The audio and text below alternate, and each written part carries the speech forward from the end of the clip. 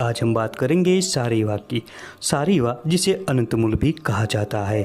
हिंदी में इसे सारीवा, अनंतमूल, कपूरी, खालसा जैसे नामों से जाना जाता है। फॉल्स सार्सपरिला और इंडियन सार्सपरिला इसका अंग्रेजी नाम है और हेमिडेन्समस इंडिकस इसका वैज्ञानिक नाम है। दोस्तों, अनंतमूल की एक लता होती है जो वृक्षों के आश्रित बहुत फैलती है। ये पंजाब, उत्तरी भारत के जंगल क्षेत्रों में, लाल मिट्टी युक्त कीचड़ वाली पहाड़ी भूमि में तथा भारत के ज़्यादातर इलाकों में पाई जाती है। ये लता ज़्यादातर जमीन पर फैलती है।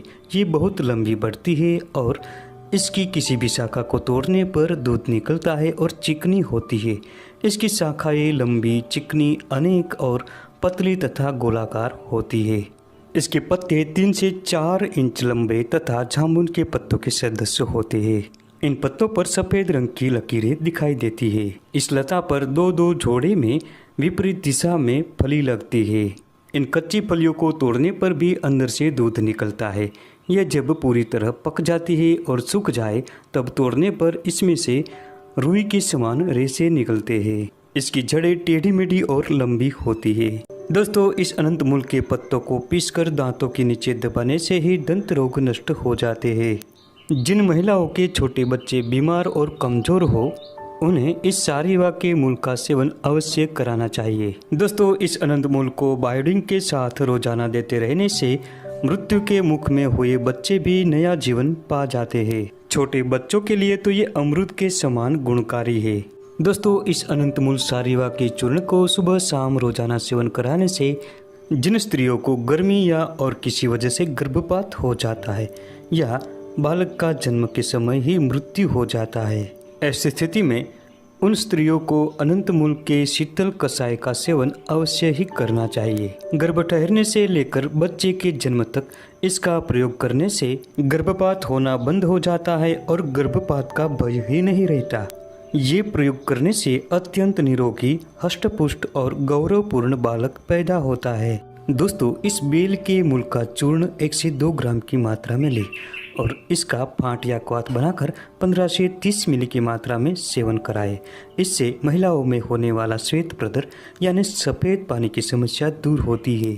दोस्तों, जिन लोगों को पथरी की समस्या हो ऐसे लोगों को 5 ग्राम सारीवा मूल के चूर्ण को गाय के दूध के साथ मिलाकर रोजाना दिन में 2 बार पीने से पथरी टूटकर मूत्र मार्ग से बाहर निकल जाती है। दोस्तों, ये जड़ी बूटी आँखों के लिए भी बहुत फायदेमंद होती है।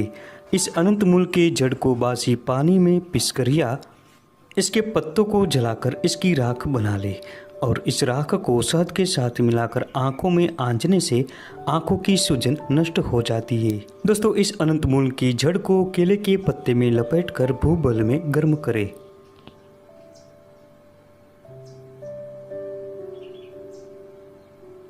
जब केले का पत्ता जल जाए तो जड़ को निकालकर भुने हुए जीरे और शक्कर के साथ मिलाकर पीसकर गाय का घी मिलाकर सुबह शाम रोजाना सेवन करें।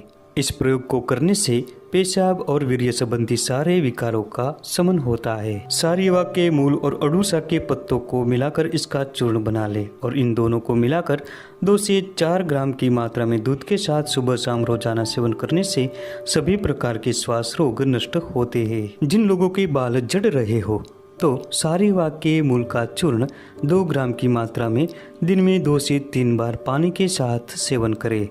इससे बालों का झड़ना जल्दी ही बंद हो जाता है। दोस्तों, सारीवा की जड़ का चूर्ण 3 ग्राम की मात्रा में शहद के साथ मिलाकर दिन में 3 बार सेवन करें। इस प्रयोग से संधिवात मिटता है। जिन लोगों की पाचन क्रिया मंद हो गई हो ऐसे लोगों को 3 ग्राम सारीवा की चूर्ण को सुबह शाम गाय के दूध के साथ पिए। इससे पाचन क्रिया मजबूत बनती है। ज़्यादातर औषध कार्य में इसकी जड़ का ही प्रयोग किया जाता है। अगर पेट में किसी भी प्रकार की खराबी हो तो इसकी जड़ का चूर्ण 3 ग्राम की मात्रा में पानी में घोटकर पीने से पेट का दर्द दूर हो जाता है।